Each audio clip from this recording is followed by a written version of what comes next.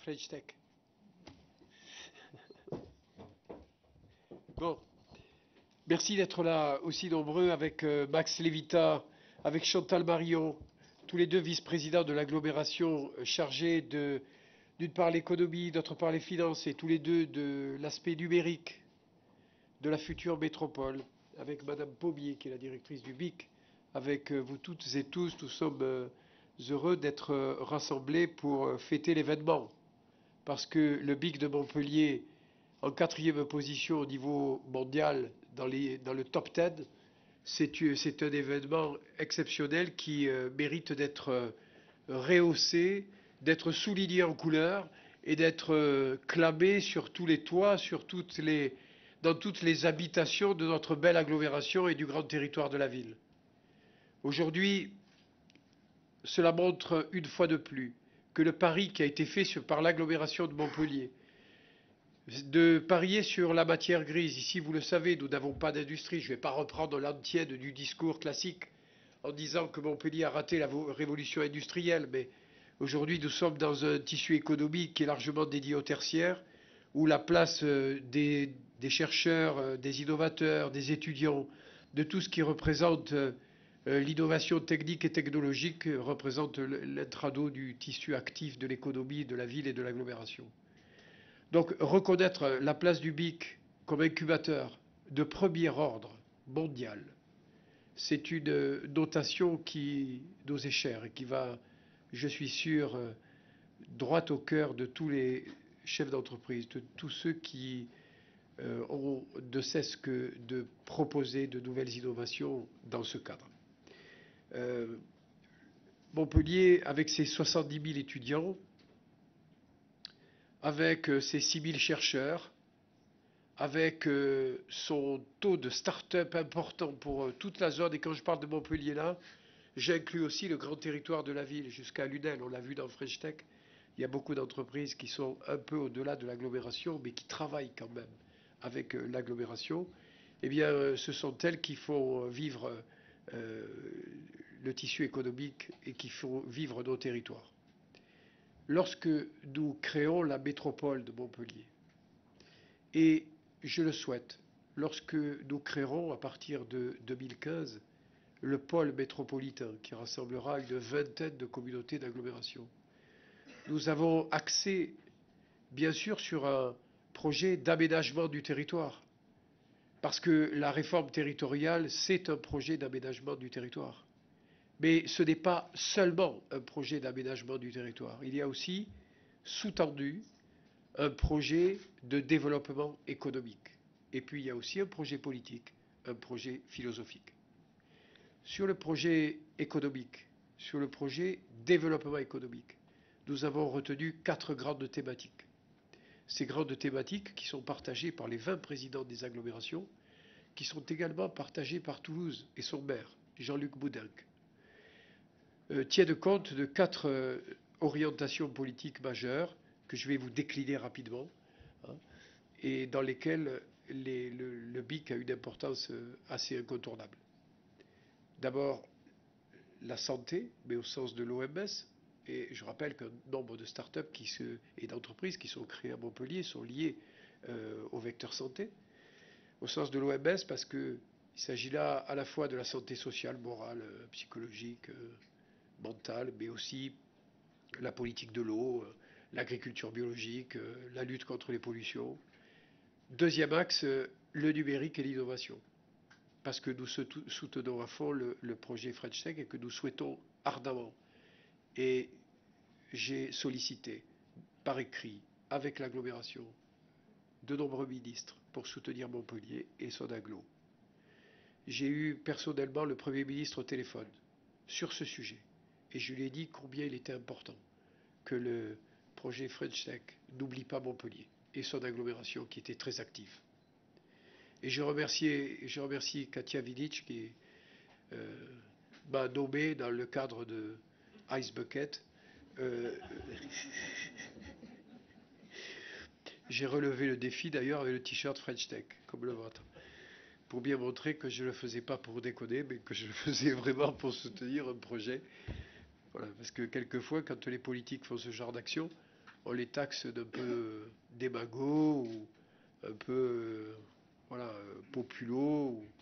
Voilà, c'était uniquement pour soutenir French Tech, parce que tout le reste, pour moi, n'a qu'une importance réduite. La troisième orientation politique de la grande métropole, elle se fera autour du tourisme et du développement économique et de tout ce gisement d'emplois qui existe autour du tourisme qui aujourd'hui n'est pas valorisé à sa juste valeur. Et le quatrième plan, c'est le plan des transports, celui du TGV notamment, qui pourrait représenter la grande nervure dorsale de la future grande région. Quand je dis numérique, c'est bien sûr les entreprises, bien sûr les innovations, bien sûr la recherche, c'est aussi la lutte contre la fracture numérique. Tous les territoires sont en proie à cela, et cela crée vis-à-vis des citoyens une inéquité extraordinaire et inacceptable devant l'information, devant le droit à la connaissance et devant la citoyenneté. Donc au-delà de ce projet économique, ce projet d'aménagement du territoire, il y a aussi un vrai projet citoyen, un projet politique, mais au bon sens du terme, c'est-à-dire qui a tendance à soutenir tous les individus en tant que tels, tous les citoyens en tant que tels, et sur lesquels, projet sur lequel nous nous arc-boutons et nous travaillons sans relâche. Voilà, moi j'ai dit tout dit, voilà, je suis très heureux, je trouve que c'est une belle reconnaissance pour tous ceux qui font marcher cet établissement, Madame la Directrice, pour tous ceux qui se mouillent, pour tous les chefs d'entreprise qui se mouillent et qui sont solidaires. Je crois qu'un territoire, on peut le faire marcher que quand on est solidaires les uns des autres, chacun à notre niveau. Et il était temps qu'il y ait, et autour de French Tech, cette émulsion qui se produit est porteuse d'espoir. Parce que, quel que soit le résultat, elle est porteuse d'espoir. Je souhaite que nous y arrivions, mais elle est porteuse d'espoir parce qu'il y a de nouvelles solidarités qui se créent. Et ça, c'est d'un genre nouveau, si vous voulez. Ça fait longtemps qu'on n'avait pas senti ça à Montpellier. Et tout le monde est content de respirer le bon air de French Tech. Max. Monsieur le Président, vous avez tout dit, donc je ne peux que paraphraser. Simplement, je voudrais ajouter juste un point. Vous avez bien compris que notre ambition, le Président vient de le dire, on n'a jamais dit qu'on allait créer des emplois. Vous allez essayer d'en créer, mais en tout cas, ce qu'on peut essayer de faire, c'est vous aider à créer de la valeur ajoutée. Au moins, ça, c'est le début du commencement du développement économique, et on peut aller dans ce sens-là. Et l'action de l'agglomération et de la métropole ira dans ce sens-là avec vous. Je voudrais plaider publiquement auprès du président, parce qu'il a annoncé 4 secteurs. Moi, je voudrais en ajouter. Oui, voilà, je voudrais que vous ajoutiez, Monsieur le Président, d'abord l'eau, parce qu'on est un pôle mondial de l'eau, et donc il y a quand même des choses qui se font dans ce domaine et qui sont pas mal. La transition énergétique, parce que là aussi, on a un pôle de compétitivité d'Airbus qui fonctionne bien. Et puis, on a un dernier domaine dans lequel on n'a pas tout à fait les résultats qu'on pourrait espérer, mais peut-être qu'avec notre nouveau dynamisme, on va pouvoir y arriver. C'est quand même autour de l'agriculture et de l'agronomie.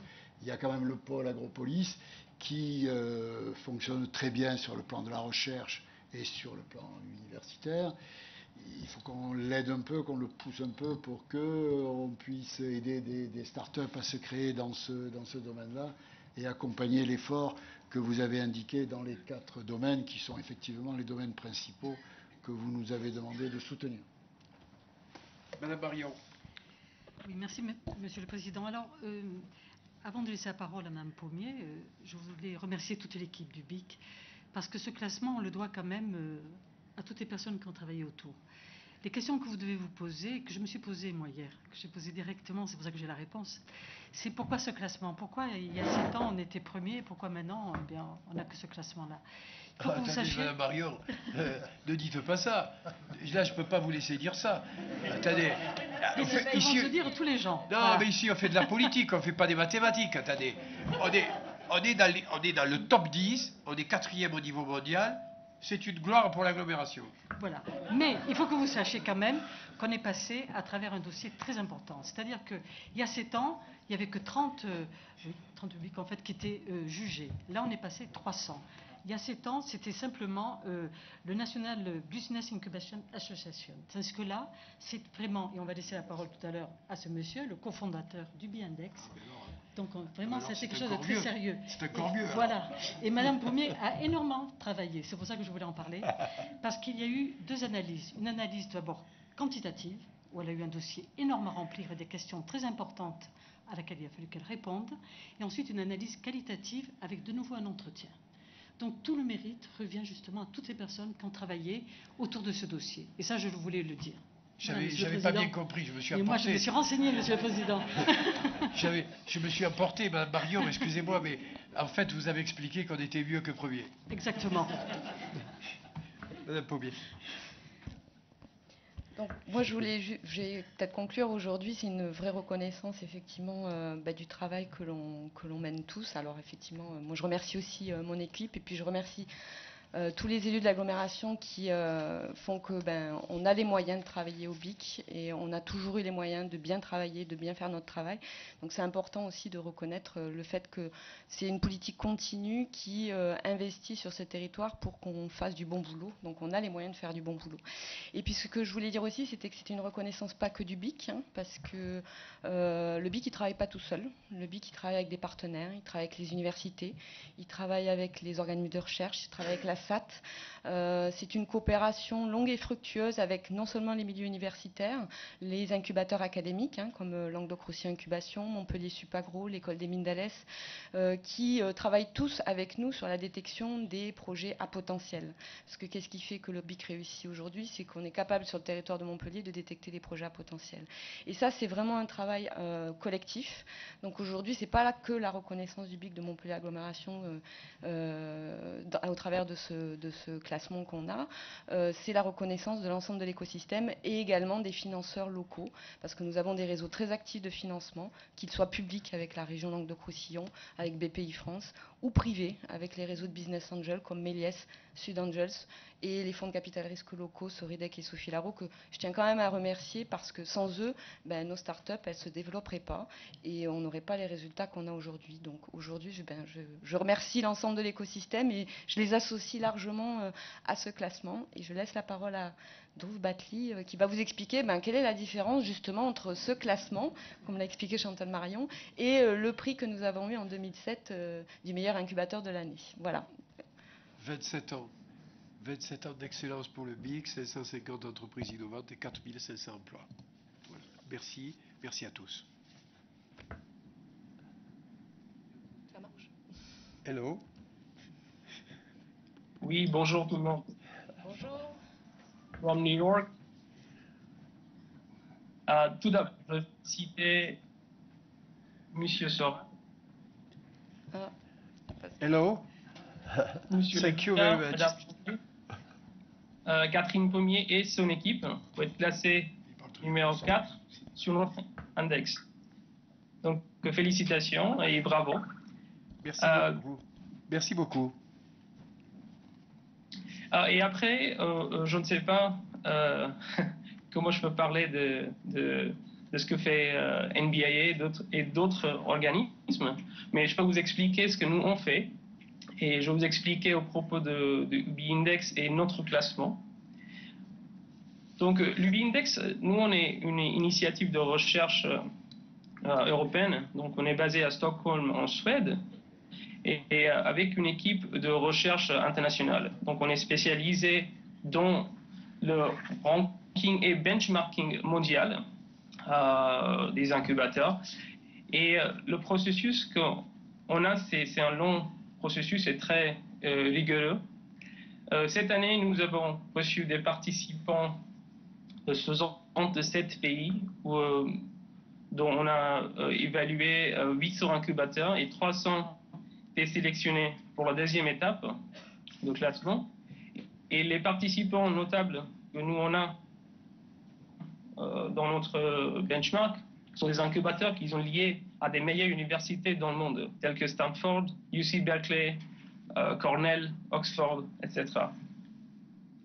Et donc le classement est fait dans deux catégories. Les incubateurs universités, les incubateurs qu'ils ont gérés par l'université ou qu'ils ont affiliés à l'université. Et la deuxième catégorie qui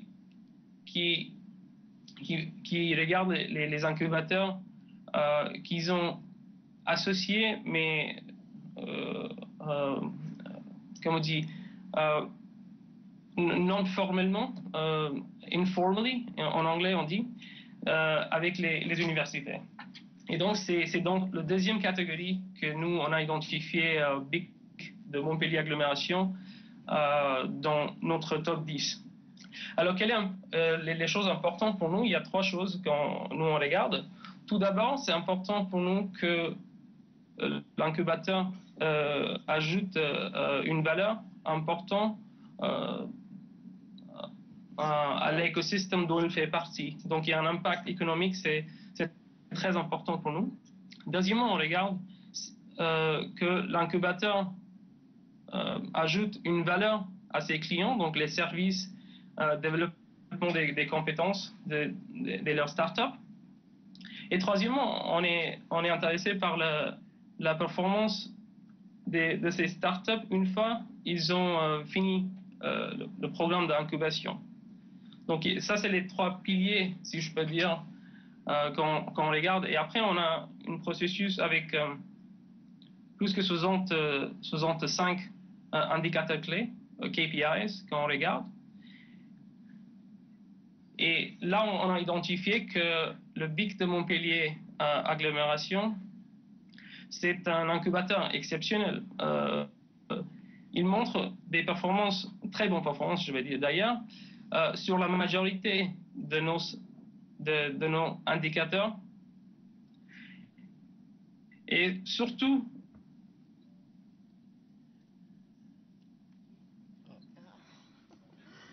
sur les indicateurs de performance économique, on voit que le BIC de Montpellier obtient de très bons résultats.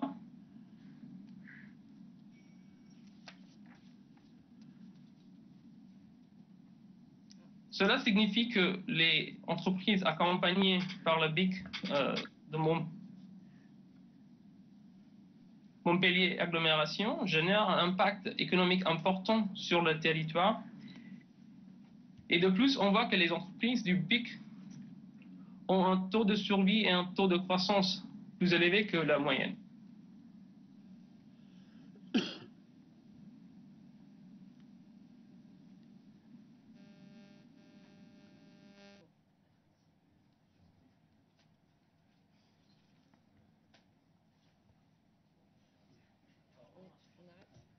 C'est la fracture. Oui, bonjour, vous m'entendez? Ouais, oui, parfaitement, parfaitement. Ok. Je pense que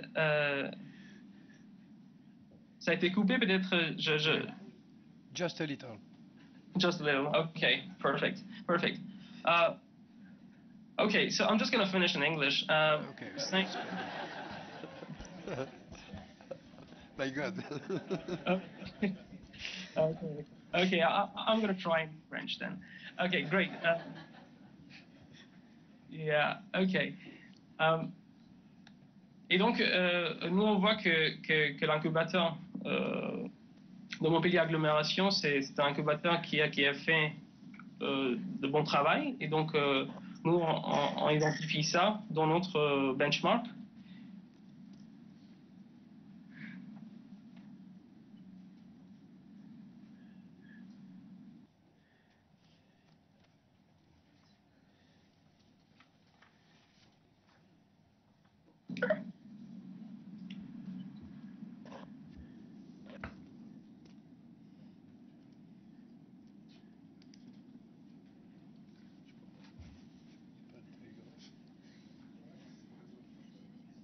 On pourrait finir en morse.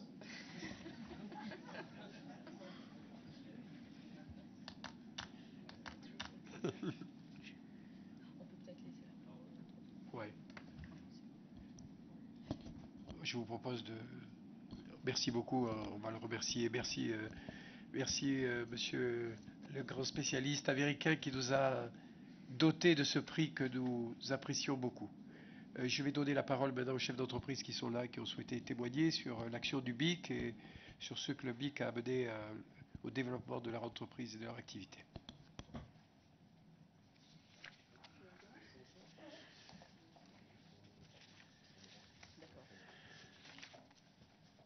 Très bien. Monsieur le Président, Mesdames et Messieurs, bonjour. Je m'appelle Stéphanie Gottlieb. J'ai créé la société Texia il y a maintenant bien longtemps de ça, puisqu'en fait je représente, je crois, la plus ancienne représentante des chefs d'entreprise reconnus donc par le BIC. Et je vous remercie, Catherine, merci de me solliciter pour témoigner. Moi, je voudrais commencer tout simplement, et je pense que ça pourrait se résumer à ça, par un grand merci, parce que je crois que le BIC, effectivement, comme vous l'avez tous dit, et comme je pense que vous allez le confirmer aujourd'hui, fait un travail remarquable de fond qui permet à nos entreprises de croître et qui a été en tout cas pour Texia un facteur de croissance fondamental au travers d'abord d'un hébergement qui a duré un certain temps. On a bénéficié d'un allongement dans le cas de Texia un petit peu particulier, le temps que nous fassions construire nos bâtiments sur le parc Euromédecine. Et puis la mise à disposition aussi d'un réseau absolument formidable d'experts sur la région, la mise en contact avec, comme tu l'as dit Catherine, les investisseurs locaux, c'est fondamental, avec une bonne préparation, une bonne aide à la préparation des executive summary, etc., qu'il faut présenter quand on sort, comme moi, d'une thèse en géosciences. Je vous assure qu'on n'est pas très au fait du concept du business plan et des ratios financiers qu'il faut avoir en tête. Donc voilà, c'est là où on trouve effectivement tout le soutien et tout l'apport du BIC pour démarrer. Je suis aussi là pour témoigner, vu mon grand âge, de la suite, au-delà du BIC, effectivement, qui a permis à Texia une croissance forte. Nous avions démarré en 2000 à 5 personnes, dont 3 associés. On a cru jusqu'à, en 2008, en tant que Texia, avec 2 filiales, nous étions un peu plus de 50 personnes. On faisait un chiffre d'affaires de 18 millions de dollars environ. Dans le domaine, je ne l'ai pas signalé, des services pétroliers et du développement logiciel appliqué. Et nous nous sommes fait racheter en 2009 par le groupe Schlumberger. Donc le groupe Schlumberger, c'est un grand groupe international qui compte aujourd'hui 120 000 personnes et qui a une stratégie d'intégration absolument remarquable, intelligente, qui a également racheté, pour information, 1 an après Texia, la société IGEOS, qui est également dans le même domaine que nous, un domaine légèrement parallèle, et qui continue à s'installer là sur la région. Et donc le centre technologique qu'aujourd'hui, dont Schlumberger effectivement est le propriétaire, est passé de 50 personnes à 180 personnes, avec un certain nombre d'expatriés de Schlumberger, des ingénieurs chevronnés du monde entier, qui viennent renforcer le centre technologique avec tout ce que ça comporte d'apport et de dynamique économique pour Montpellier et son territoire. Voilà, donc intégration réussie, juste pour information, souvent on me dit, alors, tu as vendu, qu'est-ce que ça fait, la fracture, etc., c'est un choc. Franchement, aujourd'hui, j'ai la chance de gérer tout le secteur logiciel et nouvelles technologies monde de Schlumberger. J'ai 95% de mon staff Texia, des 50 personnes en question, qui sont toujours présents et qui évoluent très bien dans le monde Schlumberger. Donc les acquisitions ne sont pas toujours dramatiques si elles sont faites en bonne intelligence. Ça a été le cas pour nous et voilà, on en est très content et je crois que Montpellier en tire tout le bénéfice avec son territoire puisqu'on continue à croître et à embellir tous les jours. Voilà, merci pour BIC, encore une fois, merci pour votre talent, mais aussi votre gentillesse au quotidien. C'est vraiment 5 années de plaisir que l'on a partagé. Donc voilà, merci beaucoup.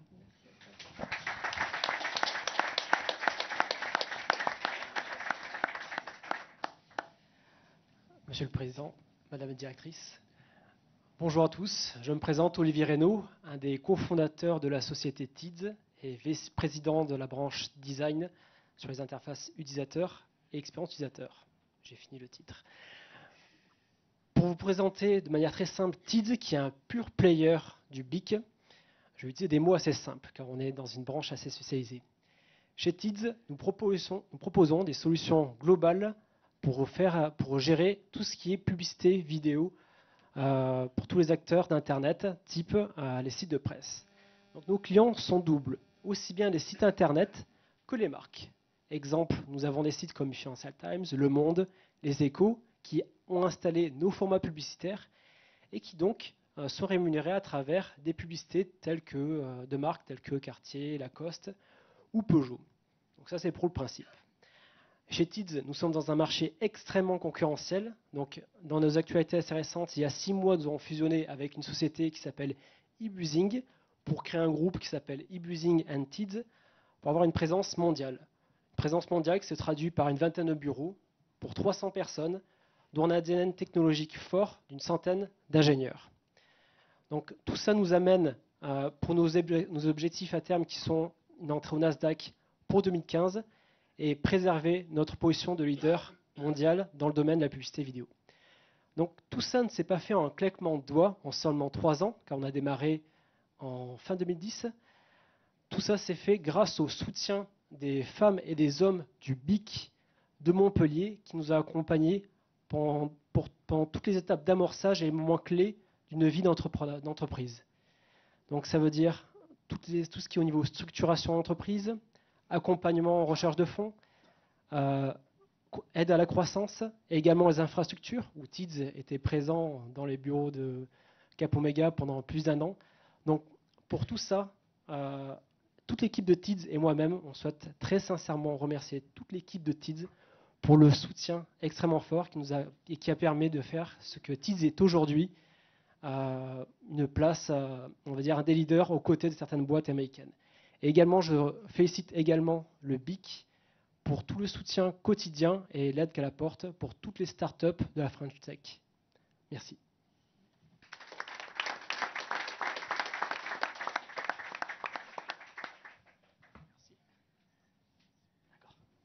Monsieur le Président, Catherine. Bonjour à tous, donc je suis Frédéric Sage, je suis le président de la société Matouma.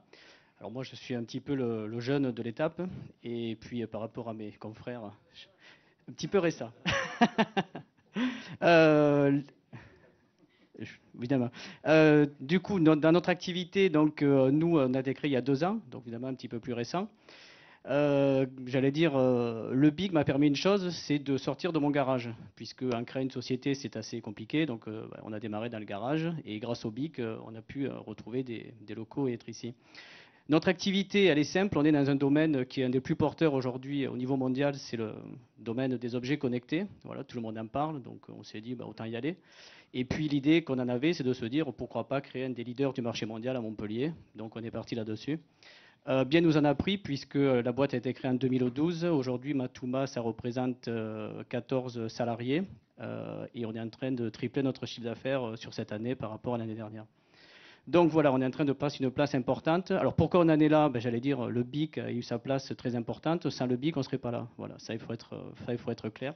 Quand on démarre une société, il faut savoir qu'on n'est pas préparé à gérer ce genre d'aventure. Et c'est vrai que le BIC, là-dessus, nous a vraiment beaucoup aidé.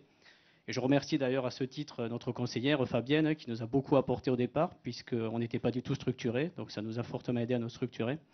Ensuite, tout l'accompagnement qu'il y a eu au niveau des conseillers du BIC a été pour nous primordial. La formation qu'on a pu avoir a été aussi très importante. Et puis surtout, ce qui est vraiment hyper important, c'est la dynamique globale avec les autres entreprises. Le BIC, c'est 40 entreprises aujourd'hui, c'est des super sociétés, c'est vraiment des super boîtes, c'est des gens super sympathiques, c'est une vraie dynamique, une vraie animation quotidienne qui fait que nous, aujourd'hui, on se sent vraiment totalement dans notre place au BIC de Montpellier. Et si on a pu avancer aussi vite en si peu de temps, j'allais dire, c'est avant tout parce que le BIC était là, parce que les gens qui sont autour de nous nous ont aidés à avancer, et cette émulation qui fait que toutes les boîtes du BIC avancent aussi. Donc je le redirai très souvent, mais je le redis, donc merci beaucoup au BIC, merci à Catherine, et merci aussi à l'agglomération de Montpellier qui nous a soutenus dans notre création.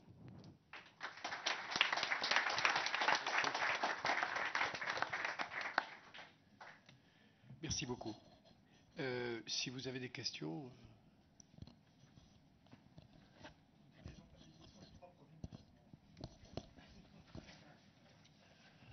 Je voulais faire d'anglais ou... Youngstown Business Incubator. C'est auprès de l'université. Hein? C'est auprès du... Ouais. C'est Ohio, USA. Deuxième, Farm Ventures, Università Can Foscari, Venezia, Italia. Troisième, Tech Columbus, Ohio State University, Ohio, USA. C'est encore une université. C'est curieux, Et la Chine arrive en 5e position. LA en 6e. Chicago en 9e. Et Chicago en 9e.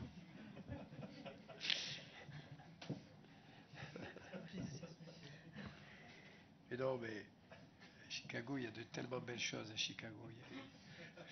Il y a de l'art de rue formidable. L'ancien directeur de l'hôpital de Chicago était un Syrien qui avait fait ses études à Montpellier. Parce qu'il y a une filière d'étudiants syriens qui étudient tous les ans, depuis le Moyen-Âge, à l'université de Montpellier. Et il y a eu un grand directeur qui est sorti de notre université, qui a piloté tous les hôpitaux de Chicago qui sont très renommés aux USA et dans le monde.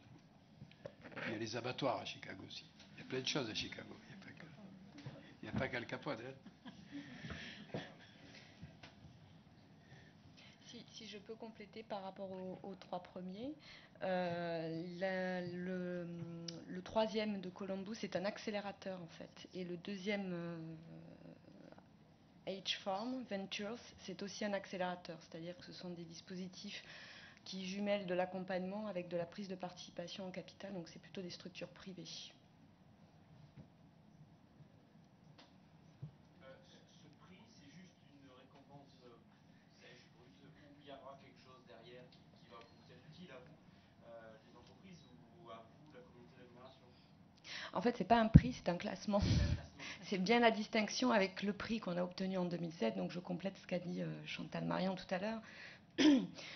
Il faut bien distinguer un prix à un moment donné qu'on décerne. NBA, c'est un réseau d'incubateurs qui chaque année décerne un prix à un de ses membres pour le distinguer pour ses réalisations à un moment donné. C'est one shot. Là, on est vraiment dans un travail de fond avec une analyse scientifique, hein, puisque c'est basé sur des travaux de recherche pour mesurer les performances. Et c'est une analyse comparative, comme l'a dit Drew. C'est une analyse comparative de 800 incubateurs à la base. Il y a un premier tri qui est fait sur des données quantitatives, ce qui fait qu'on ne se retrouve plus que 300. Donc c'est un processus itératif et très long. Nous, on a commencé à candidater en mars. On a commencé les process de sélection en mars. Et les derniers entretiens, je les ai eus le 20 août au téléphonique. Donc c'est un processus très long. D'abord basé sur une analyse quantitative avec une centaine d'indicateurs quantitatifs à renseigner. Une fois que ces indicateurs sont renseignés, on passe sur une étape qualitative où là, il faut rédiger 20 pages en anglais en expliquant et en détaillant point par point ce qu'on fait au quotidien sur les startups. Il y a un deuxième entretien qui est fait à l'issue de ce questionnaire qualitatif pour vérifier comment on travaille, ce qu'on fait, etc. Et ensuite, ils rentrent ça dans leur moulinette, je dirais, d'analyse et comparative et ils arrivent à faire un classement. Voilà, mais on n'est vraiment pas dans un prix, hein, on est dans un classement. Donc effectivement, on a vocation chaque année à refaire ce travail pour pouvoir challenger et remonter dans le classement au fur et à mesure. Là, c'est la première fois que... Nous, on est rentré directement en quatrième. C'est la première fois que nous, on participe. Alors, en plus, ce sont des incubateurs prescrits. C'est-à-dire que nous, quand on m'a appelé, on m'a dit, voilà, on vous a repéré. Est-ce que vous voulez participer au benchmark 2014 ? Alors, je ne savais pas ce que c'était, moi. Ils m'ont montré les prix de l'année, enfin les classements de l'année dernière. Donc j'ai regardé qui était dans les classements de l'année dernière. J'ai trouvé que c'était d'un très bon niveau. Donc je dis ok, on va y aller. Et tout ça pour dire qu'effectivement, on a. Je me rappelle plus de votre question. Excusez-moi. La première fois. Oui, alors effectivement, j'ai dit ok, on y va, et en voyant ce que c'est, en se demandant ce que ça allait donner, vraiment à l'aveugle, et on est rentré directement en quatrième position, alors que c'était la première fois qu'on rentrait dans le dispositif. Ils existent depuis 3 ou 4 ans, UBI, et là c'est la deuxième fois qu'ils le font sur la catégorie non gérés par les universités. Parce qu'il y a deux classements, hein. Un classement, comme l'a dit Drew, sur les incubateurs gérés directement par les universités. Et là, c'est la deuxième année qu'il faut un classement, parce qu'il y a beaucoup d'incubateurs performants, pas forcément universitaires à 100%, mais comme nous travaillons en collaboration, nous avons des conventions de partenariat avec l'université. Ça fait partie des prérequis quand même. Il faut afficher des conventions de partenariat avec les universités. Qu'est-ce que les trois premiers au classement ont selon vous de plus que vous? Rien. Non, alors évidemment j'ai regardé, c'est la première chose que j'ai regardé, c'est qui étaient ces gens-là. Alors déjà, il y en a deux, les deux Américains sont membres de NBIA, donc ça veut dire qu'ils font partie du. Sur l'italien, parce que je me dis un italien devant nous, comment ça se fait? J'avais jamais vu moi d'italien dans les réseaux d'incubation. Et ce que fait l'italien qui est assez original, ce qui est vraiment mesuré dans ce ranking, c'est l'impact économique que peut générer, l'effet structurant qu'un incubateur, la valeur économique et la valeur ajoutée que génère l'outil d'incubation sur un territoire à un moment donné. Et ce qui fait que Montpellier est bien placé aussi dans le top, puisque, comme l'a dit le président, on n'était pas une région industrielle. Aujourd'hui, il y a un vrai écosystème et un vrai tissu d'entreprises très technologiques qui s'est créé à Montpellier. L'accélérateur italien, il est vraiment focalisé sur des entreprises innovantes numériques qui sont là pour tirer les activités traditionnelles et les métiers traditionnels en Italie, comme la mode, tout ce qui est alimentaire, la restauration, le tourisme et la culture. Donc on est vraiment dans une logique de vouloir tirer vers le haut une économie et un écosystème. Et puis ils ont un très bon, comme c'est un accélérateur, ils investissent, ils ont vendu pas mal de leurs sociétés. Donc je pense qu'ils ont été aussi évalués sur leur retour, le retour en termes de sortie d'entreprises qui ont été rachetées par des grands groupes. Quant à l'américain, j'ai regardé, ils ont de très belles sociétés dans leur portefeuille. Voilà, ils ont plus de fonds. Ils ont un peu plus de fonds que nous. Il faut que vous invitiez plus à la prochaine. Mais moi, je vais vous dire, monsieur Aubrecht, moi j'ai un classement de 10 là. Sur les 10, il y a 4 ou 5 Américains, 2 Italiens, un Mexicain, un Suédois, 2 Chinois et un Français. Et le Français, c'est nous. Et on est en 4e. J'aimerais, moi, que tous les résultats de l'économie française et des universités soient à ce stade. Ça me ferait plaisir pour mon pays, pour ma ville, pour mon agglomération, pour ma région. Ah oui. Excusez-moi, juste une question. Par rapport justement à la compétition française, on sait qui a postulé? Oui, on m'a demandé de ne pas le dire. Ce sont des bons. Ce sont de bons incubateurs. Merci. On ne sait pas à quelle place ils sont classés. Ils s'arrêtent au classement top 10. Donc, Ils sont pas dans les 10, quoi. Ils sont pas dans les 10. Écoutez, pour une fois qu'on a un super classement, on va pas commencer à demander où sont les autres et pourquoi et qui a tiré le papier dans l'urne. Attendez. Franchement, on est 4e parce que, vous l'avez entendu, c'est pas nous qui le disons, les politiques qui sommes suspects par définition. Bon. Ce sont les chefs d'entreprise qui l'ont dit. Et là, ce sont des classements américains qui n'ont rien à voir avec nous. Ça veut dire qu'il y a du travail qui est fait, que ce travail est reconnu mondialement, tout simplement. Et si c'était un peu simple, les choses, de temps en temps? Moi, je ne cache pas mon plaisir de regarder ce classement. Parce qu'on ne part pas à armes égales avec toutes ces grandes boîtes qui sont là, avec toutes les universités et tout. Regardez l'université de Montpellier. On est 4, il n'y en a que 2 qui se sont mis d'accord. Il y a Montpellier 1, Montpellier 2 qui ont passé un petit contrat, un petit mariage souple. Un PAX.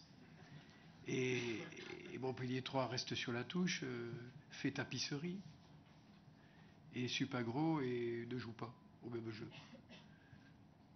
Là, vous avez des grandes universités, les universités américaines sont des grands campus, des grandes universités, ça dépote. Hein. Eh ben, malgré tout ça, l'agglomération est arrivée autour du BIC à fédérer toutes les forces nécessaires pour arriver à soutenir les entreprises et qu'elle soit mondialement compétitive. Franchement, voilà, je dis bravo et merci. Et je dis, la métropole va soutenir ça. Et si on arrive à bâtir ensemble, parce que nous, on peut pas, nous les politiques, on peut donner des orientations, mais les chefs d'entreprise sont eux qui créent l'emploi, hein, c'est pas nous. Hein. Moi, je suis profession libérale, je sais ce que c'est. Je suis un micro-chef d'entreprise, mais je sais ce que c'est l'URSSAF, je sais ce que c'est les impôts, je sais ce que c'est tout ce à quoi sont confrontés les chefs d'entreprise, de façon minimale. Mais si on arrive à organiser avec tous les acteurs du territoire plus de cohérence, que les gens se parlent et se tournent moins le dos, et mettre en synergie toutes les forces vives qu'il y a sur ce territoire, on peut changer le monde. J'en suis convaincu. On a changé Montpellier sans parti politique et sans un sou dans la poche. Rien qu'avec des gens qui arrivent d'ailleurs, des snipers.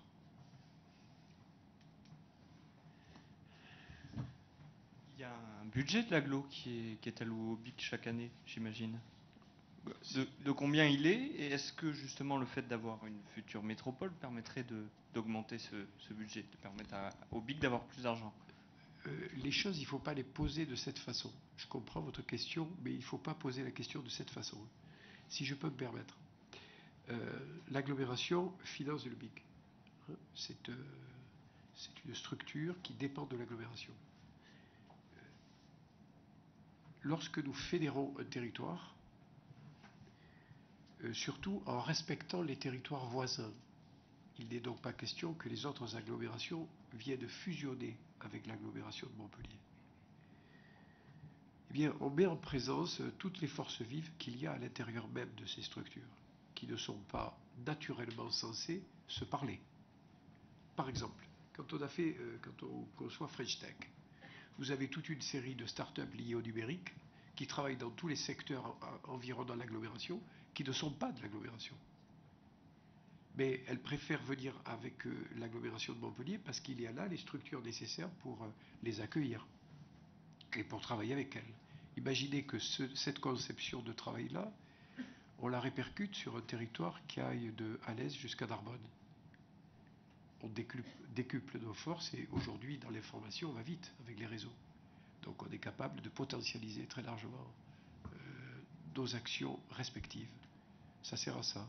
Ça s'appelle, c'est le principe de la coopérative déployée à l'époque par Jaurès, et c'est le principe aujourd'hui. C'est le principe de la plus-value développé par Proudhon chez les socialistes anciens. C'est qu'en mettant ensemble des forces qui pourraient ne pas se rencontrer, on arrive à un résultat beaucoup plus important que si on ajoutait seulement les forces, parce qu'on les décuple. Pourrait faire gonfler la politique liée au numérique sur toute la métropole. Et du coup, le budget ? On n'en est pas là. On n'est pas encore passé en métropole à périmètre constant à l'intérieur même de l'agglomération. Le budget actuel, vous l'avez Oui. Alors, ça fait partie des critères qui sont évalués justement dans le degré d'autofinancement et de capacité à générer des revenus du BIC, donc, des incubateurs audités. Donc le budget il est de 2 millions aujourd'hui pour gérer 3 bâtiments. J'intègre la gestion et le coût de gestion des bâtiments. Pas l'amortissement du bâtiment, mais le coût de gestion du bâtiment, puisque faire tourner 3 bâtiments, c'est lourd en termes de budget. Et en recette, je tiens à le dire, alors certes, tout appartient à l'agglomération, le personnel comme les bâtiments, mais on a quand même des soutiens financiers extérieurs de la région Languedoc-Roussillon, qui est un soutien historique, de l'Europe, avec le Fonds social européen. Et puis, les entreprises payent leur loyer, donc ça génère des recettes. Et aujourd'hui, on est sur des taux de couverture de plus de la moitié du budget du BIC par des recettes extérieures, ce qui fait partie des bonnes notes et des bonnes évaluations de performance. Je me permets de rajouter pour votre question un petit peu l'agenda. Ça me permet de rebondir. Ne m'en veuillez pas, mais je profite de votre question pour réinstiller l'agenda des choses en termes de métropolisation du territoire. Le 1er janvier, toutes les grandes villes, les grandes agglos passent en métropole, sauf une, Montpellier. si nous arrivons, nous, par le processus démocratique interne, à obtenir le même résultat, Montpellier deviendra métropole au 1er janvier. Mais derrière, j'ai déjà commencé à travailler sur le pôle métropolitain, qui pourrait agréger 20 communautés d'agglomération, sur ce qu'on appelait il y a quelques années la métropole en réseau, Narbonne-Alès. Ça, c'est courant 2015, qui pourrait se traduire par une association de préfiguration, puis après par un syndicat. Et après, on est dans les régionales. Ça fait une drôle de montée en puissance, qui est due uniquement à l'agenda, vous voyez. Une question sur le BIC. Combien d'entreprises sont actuellement dans vos locaux? 150. Alors, sur les 3 bâtiments, il y en a effectivement une... Alors, je réactualise le chiffre qu'a donné Frédéric Salle. Donc, aujourd'hui, il y a plus de 50 entreprises hébergées sur Cap Oméga. On a fêté les 22 nouvelles qui sont rentrées récemment, et même si on n'a pas réussi encore. Donc, il y a une grosse cinquantaine d'entreprises hébergées à Cap Oméga. Il y en a une vingtaine à Cap Alpha, une vingtaine au MIBI.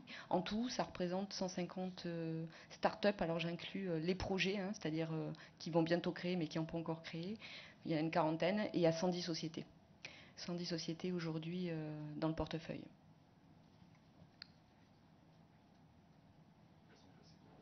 Classées.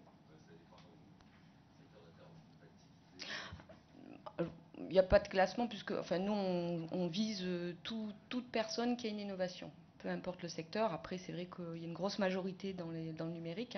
70% de notre portefeuille est plutôt axé sur le numérique. Celles-là sont plutôt sur Cap Oméga. Ensuite, on en a dans les sciences du vivant, dans les biotech et dans les clean tech. Celles-là sont à Cap Alpha, puisqu'il y a des laboratoires et des locaux adaptés à ces activités-là. Et le reste, c'est ce qu'on appelle sciences de l'ingénieur. On ne sait pas trop le mettre. Voilà. Et certaines sont hébergées chez nos partenaires incubateurs académiques dans les universités, avec qui on a des partenariats. C'est-à-dire, ils sont logés dans les laboratoires, mais nous les accompagnons sur la partie business. C'est pour ça que quand on a déterminé les grands axes politiques de la métropole, on a tenu compte de toutes les demandes et toutes les spécificités des entreprises nouvellement installées sur le grand territoire de la ville, qui sont essentiellement liées au numérique et aux sciences du vivant, et à la médecine en particulier. Et sur ce qui est de l'université et du plan campus, parce que le plan campus, à un moment, il faudra le reprendre politiquement. Aujourd'hui, le plan campus... il est au point mort. Il y a eu des avancées, des investissements, mais la philosophie du plan campus de l'université Montpellier Sud de France, c'est pas ça, quoi. La réponse, c'est pas ça. Donc, je ferai quelques propositions au prochain conseil d'agglomération, en propos liminaire au conseil. Parce que tout ça est lié, est très lié avec l'université, avec la recherche. Travaille main dans la main. Et c'est notre identité, notre essence même, tous les chercheurs et les étudiants, et la matière grise qui s'y trouve.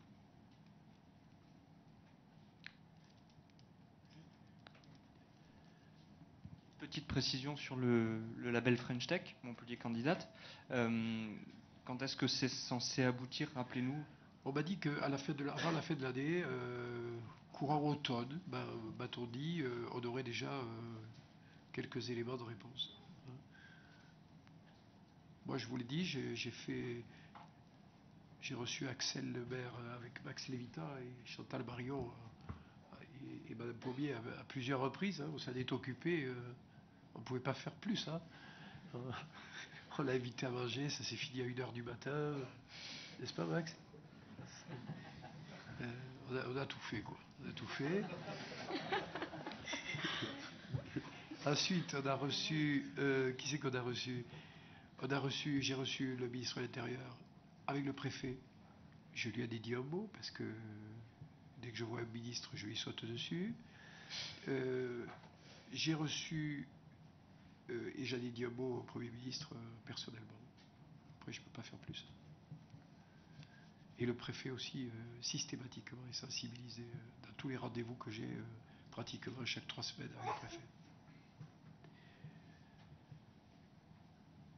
Et du coup, concrètement, ça apporterait en fait une enveloppe financière de l'État pour. Oui, une enveloppe et surtout un label. Est-ce qu'on sait cette enveloppe de combien elle serait 200 millions d'euros au plan national, mais à répartir entre les villes qui auront été labellisées. D'accord. C'est un plus qui n'est pas négligeable. Mais le label est important aussi. Pour les entreprises.